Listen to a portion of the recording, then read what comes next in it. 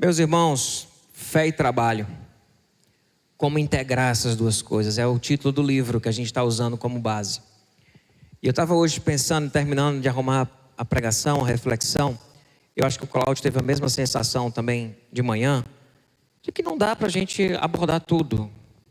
Por isso eu queria desafiar você a comprar esse livro e ler. Você passa muito tempo da sua vida trabalhando, para trabalhar sem aprofundar o seu entendimento e compreensão espiritual do trabalho.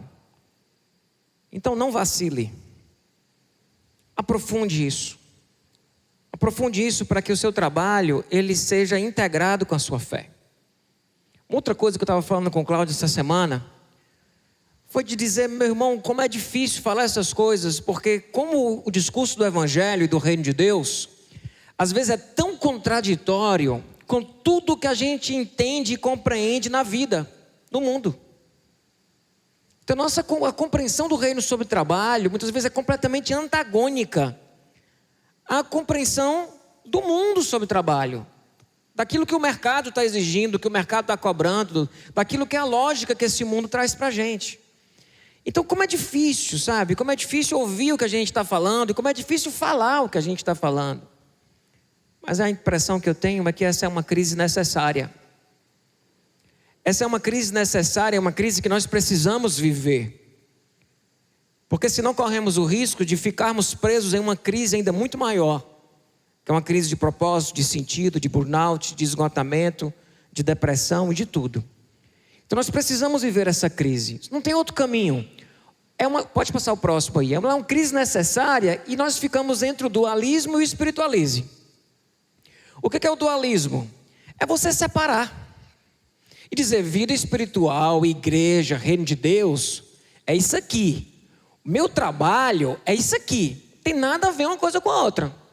O máximo que tem a ver é que eu vou pegar uma parte do dinheiro que está aqui, que eu vou ganhar com isso aqui e vou dar aqui. Mas isso aqui não tem nada a ver com isso. E eu digo para você que é mais fácil ser cristão ou ser evangélico assim. Separa. Está aqui minha vida com Deus, minha espiritualidade, está aqui. É o domingo, é o culto, é o louvor, é os cursos da igreja, é os acampamentos, é o lua de mel, é o adorador nordestino, está aqui. Meu trabalho é secular. Ele não tem nada a ver com vida espiritual. É mais fácil viver assim. Mas não vai pelo caminho largo, não. Vai pelo estreito. E tente integrar fé e trabalho. E entender que trabalho é espiritual e o sofrimento do trabalho tem muito a ver com questões espirituais, inclusive com a queda. E a gente tem conversado isso aqui muitas vezes. Então essa crise é uma crise necessária. E a gente sai dela melhor. Então vamos entrar na crise, vamos ler o livro, vamos orar, vamos colocar o joelho no chão, vamos viver esse momento, sabe? De entrar fundo mesmo nesse desafio de integrar fé e trabalho. E vamos colher os frutos disso na nossa vida. Vamos colher os frutos disso na nossa integridade espiritual.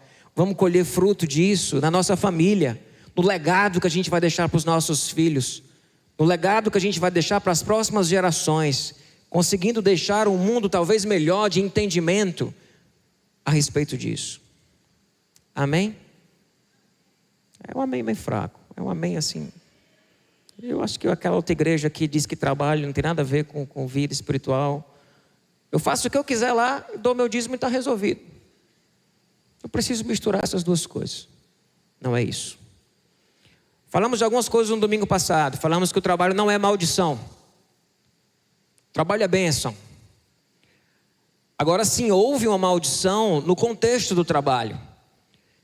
No ambiente do trabalho a partir da queda, por causa do pecado. Nós vivemos em um mundo caído e o trabalhar passou a ser feito e vivido com muito sofrimento. E nós precisamos restaurar o nosso trabalhar a partir de uma espiritualidade e de uma fé. Usamos uma frase forte no domingo passado que diz que se Deus não for o motivo do nosso trabalho, o nosso trabalho se transformará no nosso Deus. Independente do trabalho que seja, tá? Ainda que o seu trabalho seja ser pastor. Se Deus não for o motivo do teu trabalho, o teu trabalho se transformará no teu Deus. E não tem diferença entre o meu trabalho e o seu trabalho, não. E a gente vai falar um pouco mais sobre isso. Se Deus não for o motivo do teu trabalho será o teu Deus. E conversamos sobre isso no domingo passado, falamos de 6 pontos, quase que eu não termino. O Júlio chegou para mim no final e disse: pastor, 1 hora. Tipo assim, demorei a terminar. E falei que Deus trabalhou. E aí só uma recapitulação de que Deus continua trabalhando. O trabalho não é maldição, o trabalho não é resultado do pecado. De que Deus nos criou para trabalhar, porque fomos criados à imagem e semelhança dele. De que não é apenas sobre o que você faz, mas sobre quem você é. Porque o trabalho deveria ser uma expressão da nossa identidade e não a nossa identidade. Interessante como a gente se define muito pelo nosso emprego, pelo trabalho que a gente faz. Mas não é o nosso trabalho que define quem somos, é quem somos que define. O trabalho é uma expressão da identidade, ele não é a minha identidade. Ele é uma expressão da minha identidade. Estou olhando para algumas pessoas aqui, estou lembrando, você trabalha com isso porque você é criativo, porque você é criativa, porque você tem um olhar de beleza, porque você mexe com muita coisa. E aí o trabalho virou isso aí, mas ele é uma expressão da tua identidade. Trabalhar é criar. Deus é criador, nós somos co-criadores. E o último ponto do domingo passado foi: não trabalhe para você. Não trabalhe para você mesmo, em que o resultado do trabalho seja você. O trabalho precisa ser, todo o trabalho é feito para o outro e para o bem comum. E quando nós nos perdemos nesse básico e passamos a trabalhar para nós mesmos, nós enjoamos de trabalhar. O trabalho é vazio. Ele não serve pessoas, ele é o próprio serviço. É o serviço a si mesmo. Isso adoece a gente. Isso esgota a gente de uma forma muito profunda. Então nós precisamos focar no bem comum. É um exercício de entendimento. Interessante que quando a gente conversou sobre tudo isso, não muda o jeito que você faz as coisas, não muda o que você faz, muda o jeito que você faz. Não é mudar de emprego, não é mudar de trabalho, é mudar a tua cabeça, é mudar a tua consciência. E enxergar as coisas de uma outra forma. Amém? Continuando. Desafio de hoje, um deles, é: olhe o coração que está por trás do trabalho.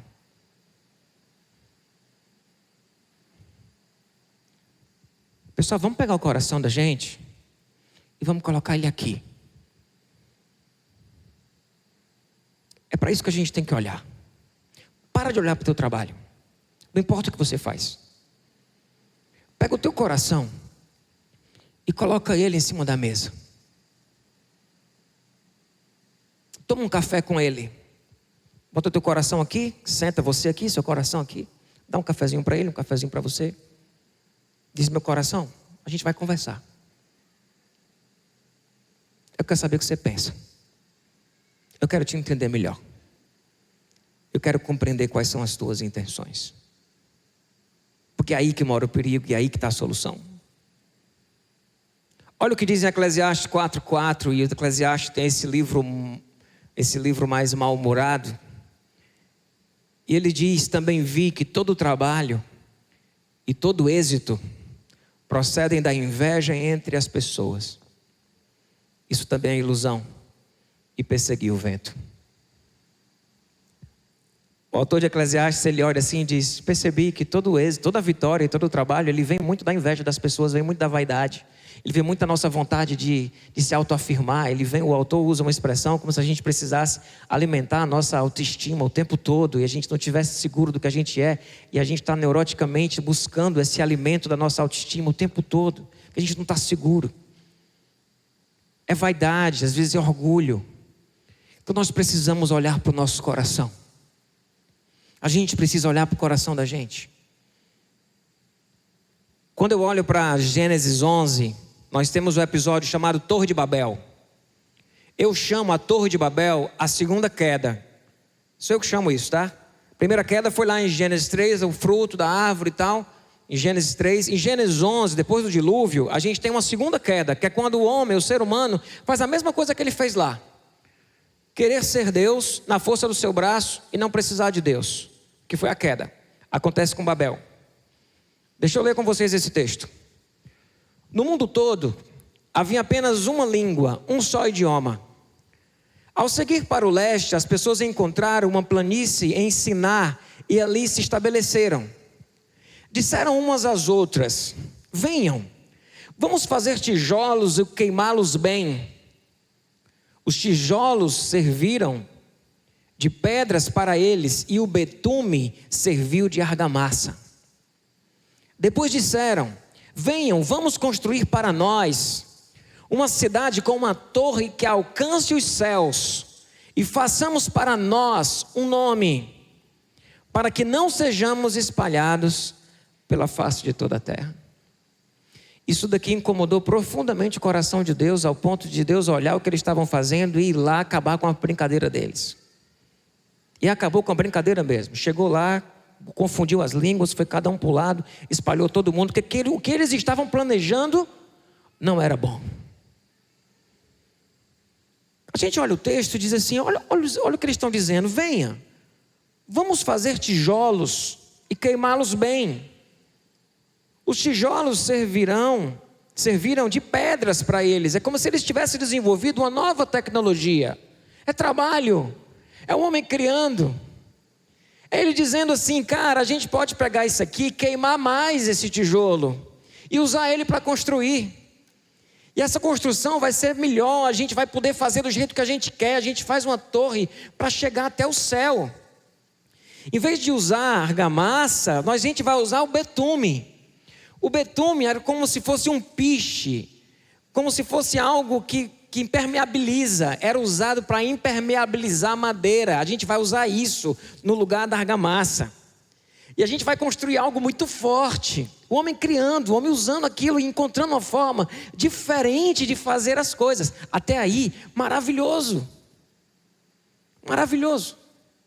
E como Deus se alegra quando vê a gente como co-criador, encontrando maneiras novas de fazer as coisas, encontrando uma nova forma, sabe, de ajeitar algo, de fazer um projeto, de organizar uma estrutura, de fazer uma melhor gestão, encontrar uma forma, sabe, de conseguir no mesmo resultado com menor esforço.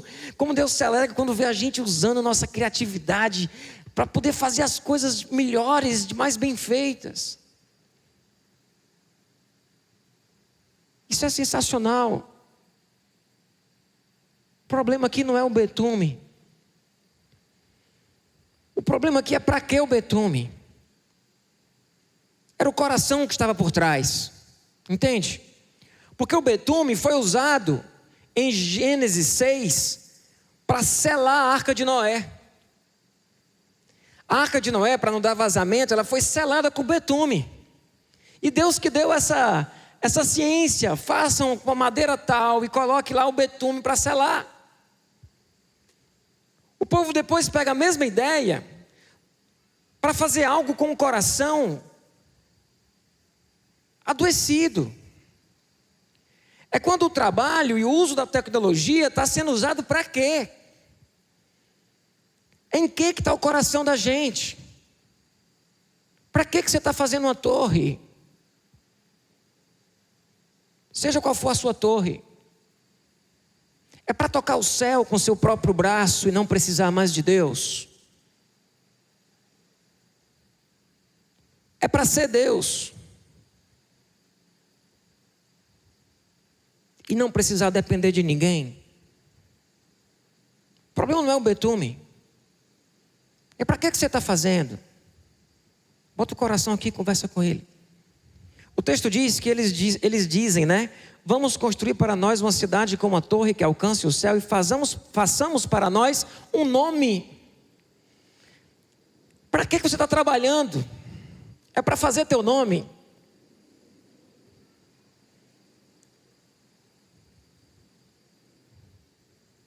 É isso que está no coração. As coisas que a gente conversou, de entender que você está sendo a imagem e semelhança de Deus, criando, que você está servindo pessoas, que você não está trabalhando para você. Como é que está isso na tua cabeça? É para fazer o nome. É para fazer uma cidade para nós. Como é adoecedor, imagina Deus vendo o homem criando tanta coisa. E a gente mesmo, como a nossa geopolítica, a maneira como nós nos organizamos em relação ao universo, aos países, às nações, às fronteiras, está cada um construindo uma torre e uma cidade para si. E a gente vai fechando e está cada família construindo uma torre e uma cidade para si. Para que não sejam espalhados, para que não sejam... É como se nós estivéssemos construindo proteção o tempo todo. É vaidade e insegurança, é vaidade e insegurança, é vaidade e insegurança. Eu quero fazer meu nome e eu preciso me sentir seguro.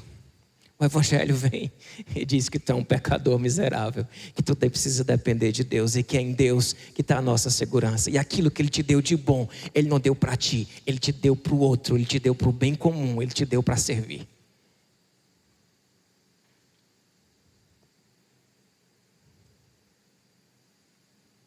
Amém? Percebe? A gente continua construindo torres de Babel. Você tem uma na sua casa. Quer dizer que agora eu preciso parar de trabalhar, ninguém pode mais ter o dinheiro. Não é o que você tem, não é o que você faz. É o seu coração. É a disposição do seu coração. Meu povo, a gente tem mania de achar que alguns trabalhos são espirituais e outros não. Isso é uma mentira. Eu posso estar trabalhando aqui, e eu trabalho aqui, e está com o meu coração completamente perdido, construindo uma torre de Babel, para mim mesmo, querendo fazer a obra de Deus na força do meu braço, e correndo o risco de fazer uma obra para que nosso nome fique famoso. Qualquer semelhança com impérios evangélicos no nosso país, eu não estou falando sobre isso, só que não, eu estou. Para que o nosso nome fique famoso, para a gente tocar o céu com a nossa mão. Não tem diferença o meu trabalho do seu, porque o seu trabalho também é espiritual. E Deus te colocou ali para servir, assim como Ele me colocou aqui para servir. Ele colocou você lá, eu estou comparando comigo porque é mais fácil de entender o meu trabalho como sendo espiritual e o seu não sendo. Deus te colocou lá para cuidar de pessoas e para servir pessoas. Deus te colocou lá para usar os teus dons e talentos para fazer diferença. Tem coisa que vocês podem fazer para o reino de Deus no trabalho de vocês, que eu aqui não posso. Um dos motivos de eu querer terminar psicologia e clinicar como psicólogo é que eu sinto um desejo de atuar na sociedade fora da figura pastoral. Porque eu tenho vontade de atuar como vocês atuam, de fazer esse ministério que vocês fazem, se estiverem fazendo. E aí não tem a ver com o que você faz, tem a ver com como você faz, tem a ver com o seu entendimento sobre o que você está fazendo. E a gente precisa lembrar disso. Então eu olhar, sabe, para o lugar lá que eu faço, que eu trabalho, e entender que eu não estou fazendo aquilo para tocar o céu na força do meu braço. Eu não estou sendo alimentado simplesmente pela minha vaidade e pela minha insegurança. Porque era o que o povo estava fazendo na torre. E Deus chega e disse: não, tocar o céu e fazer uma torre para não precisar de mim, para ficar famoso em relação aos outros e se destacar em relação aos outros povos, não. E às vezes a gente acha que Deus está abençoando a vida da gente, e é o Satanás. Guarda o teu coração. Guarda o teu coração. Coloca o teu coração em cima da mesa. Toma um café com o Senhor. E toma um café com Deus. E com o teu coração. E tenta discernir. Quais são as minhas motivações? Eu preciso rever meus conceitos. Eu preciso rever meus valores. Eu preciso rever minhas intenções. Nosso lado carnal, ele vai estar lá querendo vaidade, querendo destaque, querendo se autoafirmar. E ele está lá querendo segurança, para a gente não precisar passar necessidade, para a gente não passar fome, para a gente não passar um bocado de coisa, entende? para a gente envelhecer feliz, para a gente envelhecer aquele sonho de margarina. Às vezes é as coisas que estão regendo nosso coração, a gente precisa vigiar, meu povo. Você pode conseguir as mesmas coisas, mas por um coração diferente. O que vai fazer a diferença? É como você vai chegar lá no final. Destruído ou vivo? Tendo feito uma obra espiritual ou tendo simplesmente alimentado a tua vaidade e a tua insegurança? Cabe a nós decidir o que a gente vai fazer e colocar o nosso coração diante do Senhor em oração. Amém? Vamos para frente? Eu trabalho como artesão da cultura. Trabalho como artesão da cultura. O que é que isso significa? Você é um artesão da cultura e o trabalho é uma ferramenta. Trabalho é uma ferramenta que você tem, pessoal, que a gente tem, para poder mudar a cultura do país, do lugar que a gente vive. Ah, pastor, você é muito otimista, achar que a gente vai conseguir mudar as coisas, que a gente vai conseguir mudar contexto, mudar ambiente de trabalho, que a gente vai conseguir mudar. Nós somos artesãos da cultura. É a gente com as nossas mãos, com os nossos atos, com os nossos comportamentos, a gente vai moldando a cultura. Lá em Gênesis 1:28, ele diz: enchei a terra e sujeitai-a. Sujeitai-a. Enchei a terra e sujeitai-a. Olha o que aqui o Tim Keller fala sobre isso. Ele diz que essa ordem de encher a terra e sujeitai-a, ela é conhecida como mandato cultural. O que isso significa? Ele pergunta. Significa civilização, não apenas procriação. Deus não está dizendo se multipliquem aleatoriamente, de forma desorganizada. Ele está dizendo se multipliquem, se organizem. A impressão é que Deus deseja mais do que meramente aumentar a quantidade de indivíduos da espécie humana. Ele também quer que o mundo seja povoado por uma sociedade humana. E nós somos responsáveis, como filhos de Deus, de produzirmos uma cultura melhor, mais saudável. Se você é um gerente de um setor, faça desse lugar um lugar mais saudável e mude a cultura. Se você é empresário, faça da sua empresa um lugar diferente, onde a cultura não seja a lógica desse mundo simplesmente, mas que existe uma lógica ali que abrace os valores do reino e do evangelho. E vamos mudar não o mundo, mas vamos mudar o nosso mundo. Vamos mudar o nosso contexto, o nosso setor, a nossa relação. Eu sei que muitos de vocês sofrem abuso dentro de um ambiente de trabalho. E eu sei que muitos de vocês fazem abuso no ambiente de trabalho, porque estão sendo cobrados sobre isso. Isso é quase uma cadeia alimentar. Isso é quase uma cadeia alimentar. Quando eu analiso às vezes um ambiente escolar, que para mim é um ambiente de muita violência, é como se o MEC decidisse umas coisas lá, e aí o MEC define, a escola aqui precisa obedecer ao MEC, e aí a escola vai e bota pressão em cima dos coordenadores e supervisores, aí os coordenadores e supervisores botam pressão em cima dos professores, os professores estão ali tentando dar conta de um negócio, é uma cadeia alimentar. Os professores pegam e dão pressão em cima dos alunos, e os alunos metem pressão de reversa de trás para frente, e está todo mundo adoecido. Metade dos alunos tomando remédio, 75% dos professores tomando medicação também para aguentar ser professor. É uma lógica caída. Aí você bota um cristão lá dentro, um discípulo de Jesus, ele é artesão da cultura e vai mudar alguma coisa ali. Ah, mas essa missão é ingrata, essa missão não dá. Dá, meu povo, dá. Dá para a gente ir fazendo diferença no micro. E se todo mundo vai fazendo diferença no micro, daqui a pouco a gente começa a fazer uma diferença em algo que seja o macro. E se não conseguir no macro, faz no micro. Olha o que é que o Tim Keller fala mais sobre isso.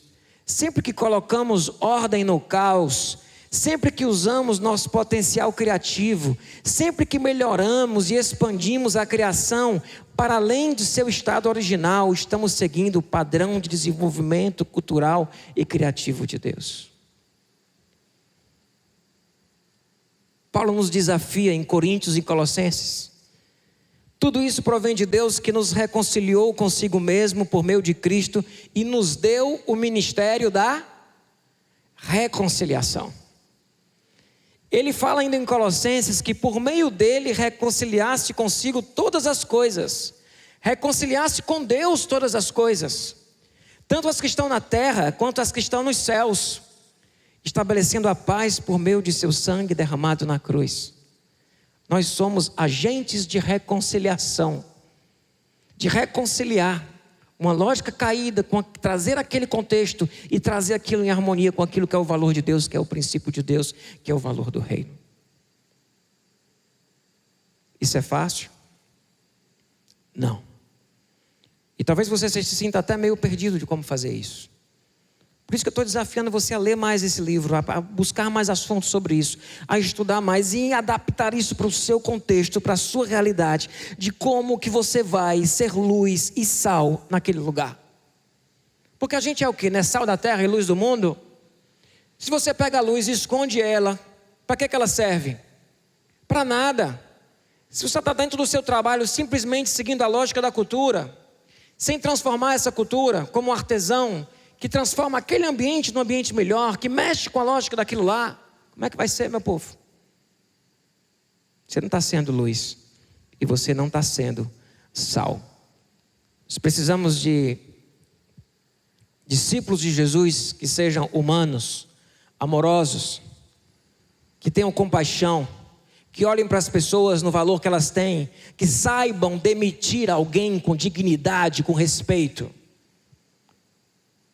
que saibam fazer um processo seletivo, respeitando as individualidades, sabe, sem machucar pessoas ou usar elas como se elas fossem um objeto, que respeita o coleguinha de trabalho como alguém igual a você. Você percebe quando a gente vai trazendo os valores do Evangelho? Que ora pelo inimigo e intercede pela vida dele. A gente tem testemunhos aqui de pessoas no ambiente de trabalho, num ambiente muito complicado, que Deus vai fazendo obras e colocando pessoas para orar umas pelas outras, para orar, e o que Deus está fazendo. Nós temos muitas mudanças a fazer no nosso ambiente de trabalho. Não apenas no quesito de honestidade, que isso é básico. Não apenas no quesito da gente de fato fazer o nosso serviço, e fazer ele bem feito, fazer de coração, mas trazendo valores do reino. Você pode estar dizendo: pastor, é porque o senhor não conhece meu chefe.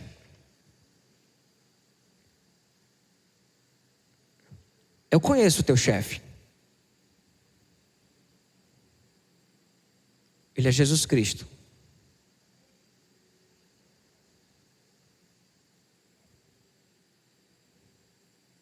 E é a Ele que a gente segue. Pastor, você não conhece a lógica do mercado. O senhor pastor há 25 anos. Sabe o que é? Talvez eu não saiba, que nem você sabe. Mas eu converso com muita gente que passa por isso. E eu não preciso conhecer disso. Eu conheço o Senhor. E creio nele. E creio nos valores dele. Dá para a gente viver isso no nosso trabalho. Dá para a gente trazer os valores. Às vezes em questões pequenas, simples, mudando o nosso coração, entendendo o que a gente está fazendo, restaurando a alegria do trabalhar, a alegria do pertencer, a alegria do criar, do fazer. Isso não está dando, muda. Muda. Muda. Vai fazer outra coisa, se reinventa.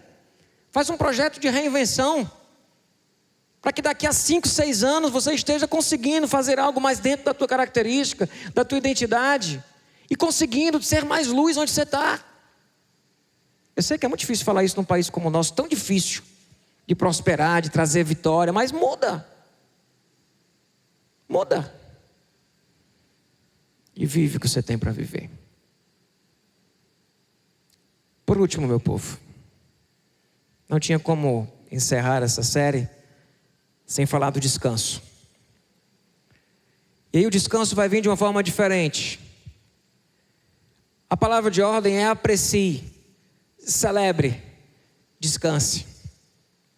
Quando nós olhamos a criação e Deus trabalhou, e no sétimo dia, em Gênesis 2:2, no sétimo dia, Deus já havia concluído o trabalho que realizava. Assim, nesse dia, descansou de todo o seu trabalho. Estava conversando com o irmão no domingo passado. Ele disse: pastor, pesquise para você não ver nesse trabalho do descanso aí, a ideia não é deleite, não é celebrar, apreciar. É exatamente essa. E o Tim Keller trabalha esse conceito.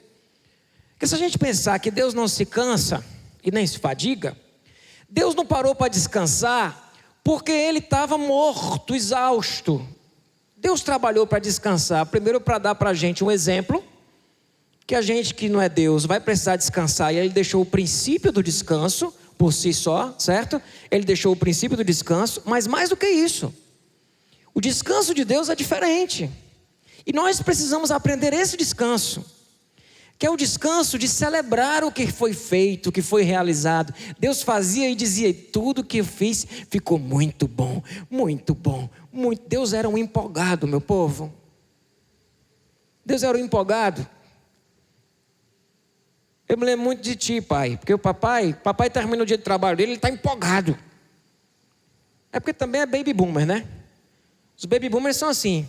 Eles terminam o dia de trabalho empolgado por tudo que ele faz. Hoje foi coisa hoje. Ele está celebrando. Ele está dizendo assim: hoje eu resolvi, foi problema. E celebrando. Com 78 anos, termina um dia de trabalho, hoje foi produtivo. Ele está celebrando. Aí ele vai dormir para descansar, celebrando o que ele fez. E não para de trabalhar, está trabalhando até hoje. Não para de trabalhar. Precisava aprender um pouquinho mais a descansar mesmo, assim, naquele princípio de Deus. Mas a gente olha e diz: cara, é isso, é ter tanto prazer naquilo que você faz, é tanto sentido, é tanto entendimento, que quando você para, ele parar para celebrar, porque resolveu um bocado de problema. Fui numa confusão hoje na escola, tinha uma confusão grande, conseguimos resolver. E ele chega feliz porque resolveu. Feliz por ter realizado, por ter concluído. Entende?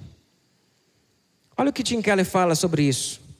O lazer é considerarmos as coisas em espírito de celebração.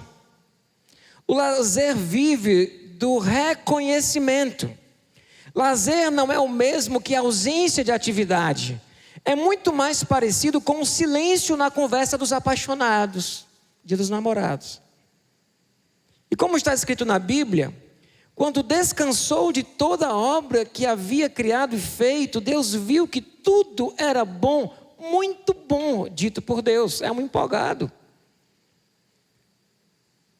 A fim de que o lazer do ser humano tenha em sua essência o contemplar comemorativo, aprovador, prolongado dos olhos interiores sobre a realidade da criação. Entende? É um descansar diferente, meu povo. Porque como a gente está vivendo muito na corrida dos ratos e vivendo um trabalhar muito sem propósito, trabalhando só para a gente mesmo, a gente termina tão exausto que é como se a gente estivesse parando para dar uma respirada assim, sabe? Como se a gente tivesse atolado no lamaçal e a gente fizesse assim, num dia, na sexta-feira, a gente faz assim, ó. Ai, meu Deus, me ajuda para uma semana que vem aí. Aí eu fundo de novo, ai, Deus, dá misericórdia, me ajuda aqui nesse negócio. Aí vai, oh, meu Deus do céu, aí sobe, respira na sexta-feira, no sábado, recebe um WhatsApp e começa a se tremer. Porque está desse jeito, meu povo. O mercado não vai mudar, não. Essa lógica aí é caída. Você está esperando o mundo ficar mais humano? Muda o teu coração. Aprende a celebrar o teu trabalho, as coisas que você produziu, e transforma o teu descanso em celebração. O descanso também, ele arruma o coração da gente. Porque quando a gente para descansar, a gente arruma o coração da gente. Eu às vezes estou nos momentos assim, querendo jogar tudo para cima. Aí eu dou uma descansada. Aí eu volto turbinado para fazer um bocado de coisa. Às vezes o descansar arruma o coração da gente. Às vezes está até achando que não quer mais fazer tal coisa, mas aí você descansa e percebe que era só cansaço. Olha o que o Tim Keller fala sobre isso. Geralmente não enxergamos o trabalho de maneira adequada até nos afastarmos dele e imergirmos em outras atividades. A gente consegue enxergar com um olhar mais saudável sobre o nosso trabalho. E o descanso também é ato de confiança. Deus trabalha pelos seus enquanto estes dormem. Jesus trouxe um ensino muito forte sobre isso. Jesus fala das aves. Diante de um coração atribulado e preocupado, porque Jesus sabia que a insegurança é o nosso problema, é a vaidade e a insegurança. Ele disse: olhem as aves do céu. Elas não trabalham e nem ajuntam em celeiros. Contudo, o Pai as alimenta. Sabe que Jesus está fazendo um discurso anti-trabalho? Não. Ele está tratando o coração. Trabalhe sem ser por insegurança. Porque olha as aves do céu. Olha os lírios do campo. Nem mesmo Salomão se vestiu como eles. Homens de pouca fé. Então a gente vai encerrar esse momento descansando o nosso coração em Deus. Porque descansar é um ato de confiança. Eu vou ler esse texto para você. Eu vou ler ele todo. O Jonatas vai estar no piano, vou pedir para apagar a luz. E você vai tentar agora baixar a sua cabeça, fechar os seus olhos e ouvir essas palavras de Jesus. Ouvir o que Jesus disse para os discípulos e está dizendo para você hoje. O que Jesus colocou ali para tirar essa insegurança do coração dos seus. Porque se a gente está com medo, a gente está inseguro, a gente fica paralisado. Mas Jesus disse: por isso, digo a vocês que não se preocupem com a própria vida, quanto ao que comer ou beber, nem com o corpo, quanto ao que vestir. A vida não é mais importante que a comida, e o corpo mais importante do que a roupa? Observem as aves do céu. Não semeiam, nem colhem, nem armazenam em celeiros. Contudo, o Pai Celestial de vocês as alimenta. Vocês não têm muito mais valor do que elas? Quem de vocês, por mais que se preocupe, pode acrescentar 1 hora que seja à sua vida? Por que vocês se preocupam com roupas? Vejam como crescem os lírios do campo. Eles não trabalham nem tecem. Contudo, digo a vocês que nem Salomão, em todo o seu esplendor, vestiu-se como um deles. Se Deus veste assim a erva do campo, que hoje existe e amanhã é lançada no fogo, não vestirá muito mais a vocês, homens de pequena fé. Portanto, não se preocupem dizendo: o que comeremos, o que beberemos, ou o que vestiremos? Pois os gentios é que correm atrás dessas coisas. Mas o Pai Celestial de vocês sabe que precisam delas. Busquem, pois, em primeiro lugar, o reino de Deus e a sua justiça, e todas estas coisas serão acrescentadas a vocês. Portanto, não se preocupem com o amanhã, pois o amanhã trará as suas próprias preocupações. Basta a cada dia os seus próprios problemas.